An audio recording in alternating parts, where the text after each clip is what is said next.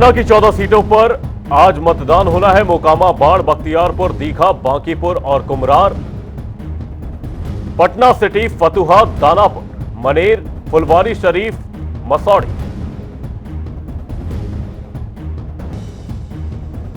पालीगंज, विक्रम, ये पटना की 14 सीटें हैं जिन पर मतदान हो रहा है। पहले फेज में 121 सीटों पर मतदान जारी है। आपको बता दें जिनमें पटना की 14 सीटें शामिल हैं, नालंदा की 7 सीटें, हरनौत, अस्थावा, इस्लामपुर, हिलसा, नालंदा, राजगीर और बिहार शरीफ।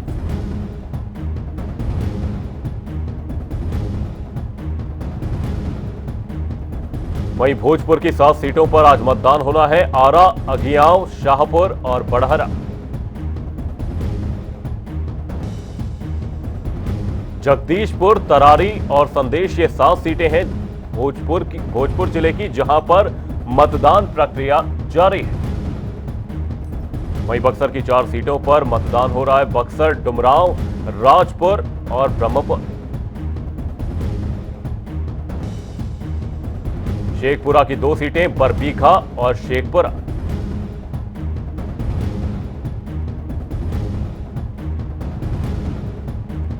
लखीसराय की 2 सीटों पर मतदान जारी है। लखीसराय और शेखपुरा।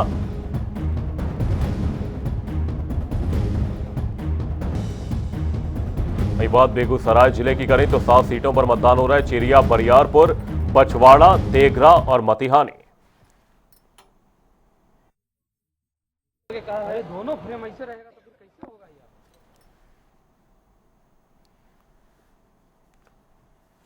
आपको बता दें तमाम बड़े चेहरे इस दौरान मतदान करने के लिए पहुंचे हैं। 121 सीटों पर आज मतदान प्रक्रिया जारी है। 1314 उम्मीदवारों की किस्मत का फैसला होगा। वहीं आपको बता दें उम्मीदवार भेज रहे हैं सर। देखिए, बिहार विकास के लिए काम कर रहा है। बिहार की आर्थिक समृद्धि और लगातार जो 20 साल से आदरणीय मुख्यमंत्री नीतीश कुमार जी काम कर रहे हैं, जो बदलाव हुआ वो हम लोगों ने जनता को बताया कि 20 साल पहले कहाँ बिहार था और आज बिहार कहाँ है। बिहार में ना मेडिकल कॉलेज थे, अंग्रेजों ने मेडिकल कॉलेज 2 बनाए थे, 2 सरदे कर्पूरी ठाकुर जी ने बनाए थे और उसके बाद सब नीतीश कुमार जी ने बनाया। बिहार में 8000 किलोमीटर भी सड़क नहीं था, आज बिहार में 1.5 लाख किलोमीटर सड़क है।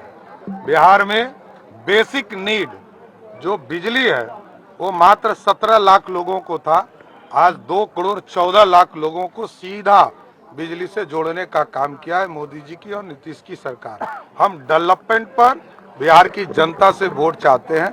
बिहार में जो बदलाव हुए, एक्सप्रेसवे बने, रोड बने और आज यदि बिहार में सारे इंफ्रास्ट्रक्चर ठीक होने के बाद उद्योग लगने लगा, आज बिहार के जीडीपी में जो लालू जी के राज में बिहार के जीडीपी में माइनस में इंडस्ट्री था, आज 23% हिस्सेदारी जीडीपी में इंडस्ट्री का है। इसलिए हम विकास के नाम पर वोट मांग रहे हैं। बिहार की जनता एक अच्छी सरकार नीतीश कुमार के नेतृत्व में और मोदी जी के नेतृत्व में। हार का मार्जिन कम रहता है बिहार में, अक्सर देखा गया है। वोटर टर्नआउट बिहार में इस बार हमारी जो बहनें हैं, बिहार के नौजवान हैं, बिहार के भविष्य को जो बनाए रखना, जो निरंतर विकास हो रहा है, क्योंकि जो डेवलपमेंट और डिलीवर बिहार में एनडीए की सरकार ने किया है, उसी नाम पर हम जनता के बीच में जा रहे हैं। हम डिलीवरी वाले लोग हैं, दूसरे तरफ घोषणा करने वाले लोग। नहीं, देखिए, बिहार की समृद्धि के लिए काम कर रहे हैं। मैं तो ये 6ठी बार चुनाव लड़ने आया, मैं लगातार 6ठी बार चुनाव लड़ने आया। जनता का आशीर्वाद मिलेगा, सदन पहुंचूंगा और नई सरकार बनाऊंगा। लेकिन सर, राहुल जी ने जो कल प्रेस कॉन्फ्रेंस किया, जो सवाल उठाए वो चोरी को लेके, वो तो ये कह रहे हैं कि आफ्टर रिजल्ट हम देखिएगा बिहार में कुछ ऐसी तस्वीरें निकल करके आएंगी। जो राहुल गांधी, इस देश में यदि लोकतंत्र खतरे में था तो उनके परिवार के चलते, लोकतंत्र खत्म हुआ तो उनके परिवार के चलते, ओबीसी वर्ग को यदि 40 वर्ष तक इंतजार करना पड़ा आरक्षण के लिए तो वो राहुल गांधी का परिवार। यदि स्वर्ण समाज को आरक्षण के लिए इंतजार करना पड़ा 70 वर्ष तो वो था राहुल गांधी का परिवार। देश में अराजकता था तो राहुल गांधी का परिवार। बिहार लूटा तो लालू जी का परिवार। तो ये साफ कर रहे हैं, बिहार में भी कर लेंगे कि वो जानते हैं, जैसे राहुल गांधी जैसा यदि विरोधी हो इस देश में तो मोदी जी को अगले 20 साल तक कोई नहीं रोक सकता है। सम्राट जी, आपने कहा सदन पहुंचूंगा, सरकार बनाऊंगा, आप सीएम बनने वाले हैं क्या? नीतीश कुमार जी हमारे मुखिया हैं और आगे भी रहेंगे।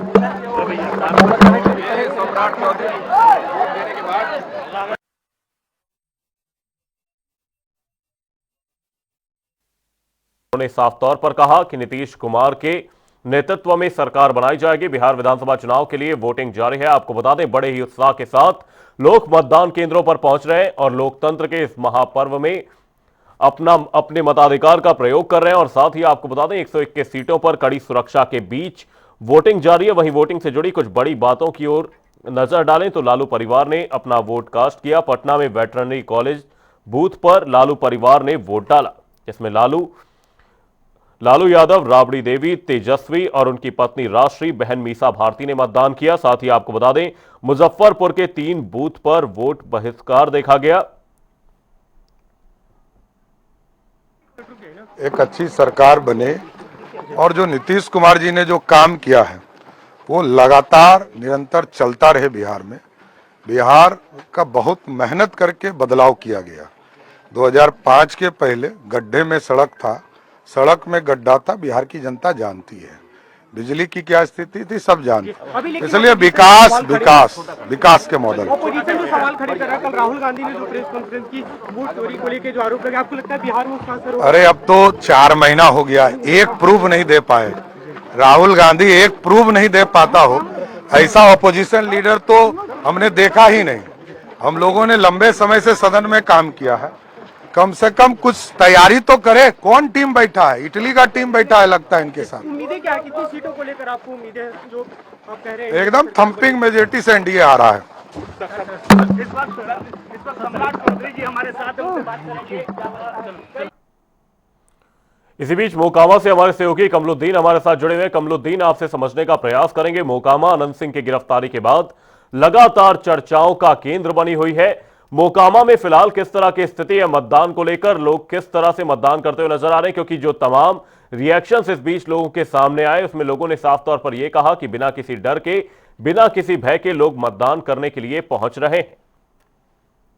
ये देखिए अमन, ये मोकामा विधानसभा जैसे ही दुलारचंद यादव की हत्या हुई थी और अनंत सिंह जेल गए, उसके बाद जो है पूरे देश दुनिया की निगाह, जितनी खबरें मोकामा से आ रही थी, पूरे देश दुनिया की निगाह जो है मोकामा विधानसभा पे चली गई। तो उसके लेकर चुनाव आयोग ने कड़े कदम उठाए हैं और कुल 8 कंपनियां पैरामिलिट्री फोर्स को लगाया गया है। हर एक बूथ पर पैरामिलिट्री फोर्स के हवाले किया गया है, जिसके चलते जो है यहाँ भयमुक्त होकर लोग निकलने लगे हैं।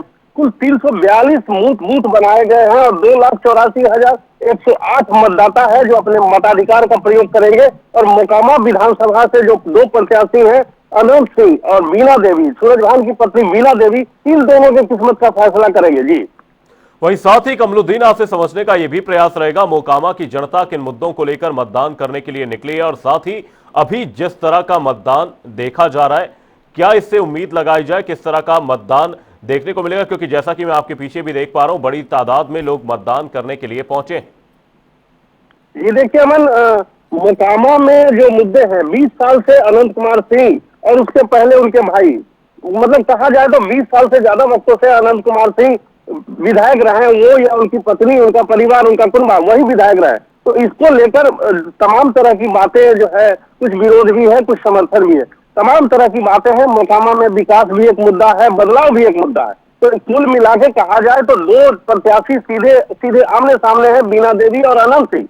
अब ऊंच किस करवट बैठता है ये तो आने वाला वक्त बताएगा, लेकिन जन स्वराज भी एक फैक्टर है। मोकामा विधानसभा में जन स्वराज के जो प्रत्याशी पीयूष प्रियदर्शी, वो भी एक बड़े फैक्टर बन के उभरे हैं। तो ये जो है दोनों की जो लड़ाई है, उसमें तीसरे एक प्रत्याशी है, वो जो है अलग तरह का रंग दिखा रहे हैं। अब पीयूष प्रियदर्शी किस जो है, उनका जो वोटर है, उनका जो वोट कास्ट है, वो कितना बढ़ेगा? अगर वो बढ़ता है तो उसके वो जो है अनंत सिंह के लिए खतरा उत्पन्न कर सकता है। अब देखना होगा कि मोकामा विधानसभा की जनता हालांकि विकास भी एक बहुत बड़ा मुद्दा है। 5 फैक्ट्रियां यहाँ बंद पड़ी हुई है, जिसको लेकर लोग जो है बातें करते हैं।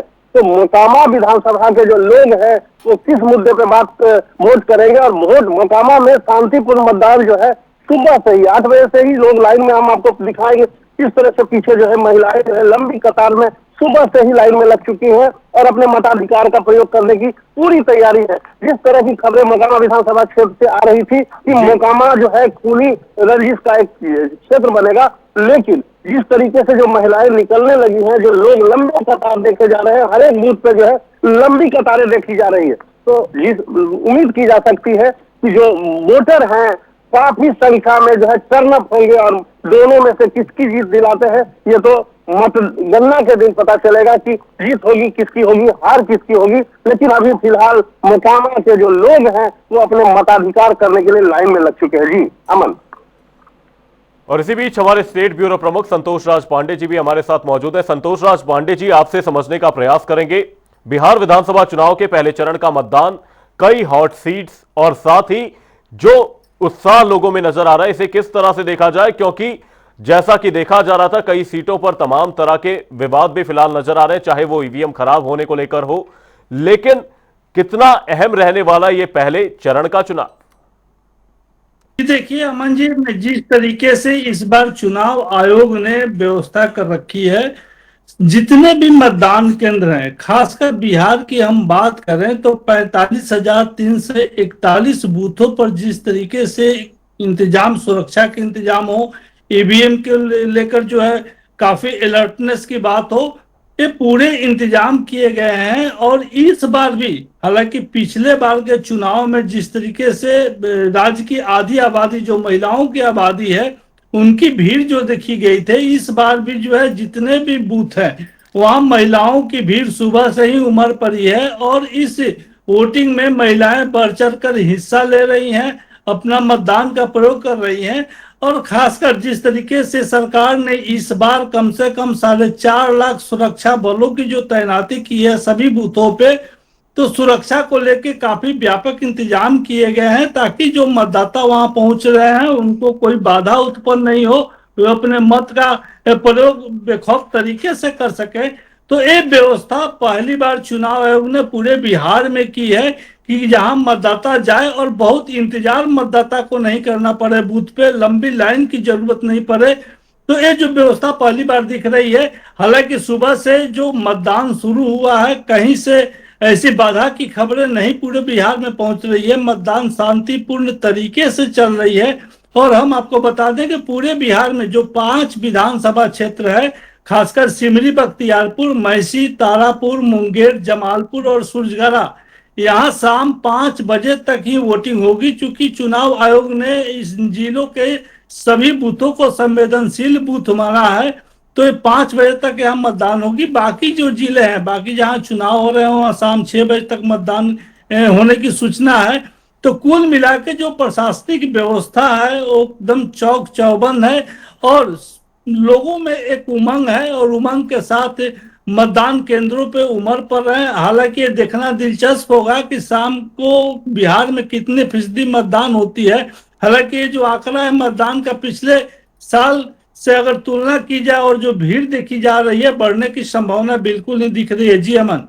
वही साथ ही संतोष राज पांडे जी, जैसा कि एक फैसला भी चुनाव आयोग की ओर से लिया गया था कि छठ के लगभग 1 हफ्ते बाद मतदान हो रहा है, तो ऐसे में पहले चरण के मतदान में किस तरह की उम्मीद लगाई जा रही है कि मतदान जो प्रतिशत है वो बेहतर होता हुआ नजर आएगा, क्योंकि कई लोग जो अलग अलग जगहों पर काम करते हैं, अलग अलग शहरों में काम करते हैं, वो भी मतदान करने के लिए बिहार पहुंचे हुए हैं। और ऐसे में पहले चरण का मतदान चूंकि छठ के 1 हफ्ते लगभग बाद ही है, तो इसमें मतदान प्रतिशत के बढ़ने की कितनी ज्यादा संभावना है?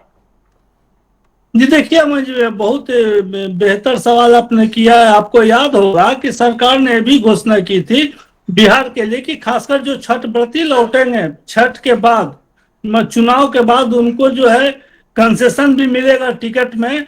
तो इसको लेके हालांकि जो भी यहाँ पहुंचे थे छठ पर्व मनाने के लिए, जो भी यहाँ लोग आए हुए थे, वे इंतजार जरूर किए हैं। हालांकि बहुत कुछ लोग पलायन कर गए, फिर से वो अपने निकल गए, जिन्हें छुट्टियां नहीं मिली वे अपने नौकरी पर लौट गए। लेकिन फिर भी एक आबादी जो है रुकी हुई थी इस चुनाव को लेके, कि 6 को वोटिंग करके वो निकलेंगे, तो कहा जा सकता है कि अगर जो लोग रुके हुए थे, जो यहाँ दिल्ली या अन्य राज्यों से बिहार पहुंचे थे छठ पर्व मनाने के लिए, वो वोटिंग करके ही जाएंगे, तो कुछ प्रतिशत बढ़ने की संभावना जरूर है। अब इस शाम को ही में स्पष्ट हो पाएगा कि कितने फीसदी मतदान हुआ है, लेकिन जितने भी मतदान केंद्रों का मैंने सुबह से दौरा किया, वहां लोगों की काफी भीड़ है और लंबी लाइन लगी हुई है। तो देख के नजारा स्पष्ट लग रहा है कि लोगों में जागरूकता है और अपने मन पसंदीदा उम्मीदवार को वोट देने के लिए वो तैयार भी हैं और बूथ पे पहुंचे हुए हैं। तो एक चुनाव आयोग ने जो व्यवस्था की है उसका जो है सुखद परिणाम देखने को मिल रहा है कि सभी जितने भी मतदान केंद्र हैं तो वहां मतदाताओं की भीड़ उमड़ पड़ी है। जी अमन।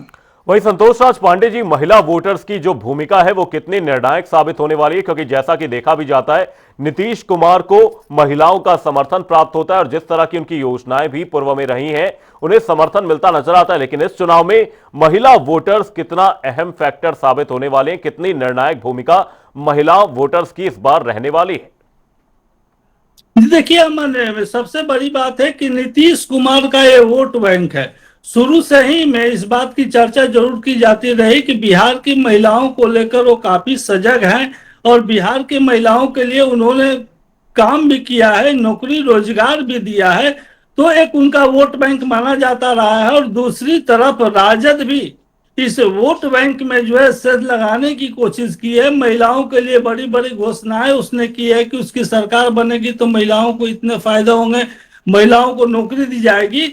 तो कुल मिला के जितने भी राजनीतिक दल हैं, महिला वोट बैंक पर उनकी नजर पहले से ही लगी हुई है।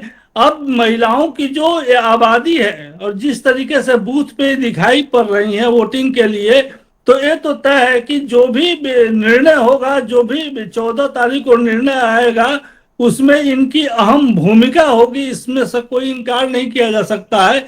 लेकिन ये सच है कि जो सरकार बनने वाली है उनमें इनकी हिस्सेदारी होगी और यही कारण है कि ये इतने सजग हैं कि वोट डालने के लिए मतदान केंद्रों पे पहुंच चुकी हैं और सुबह से लाइन में लगी हुई हैं अपने मत का प्रयोग करने के लिए।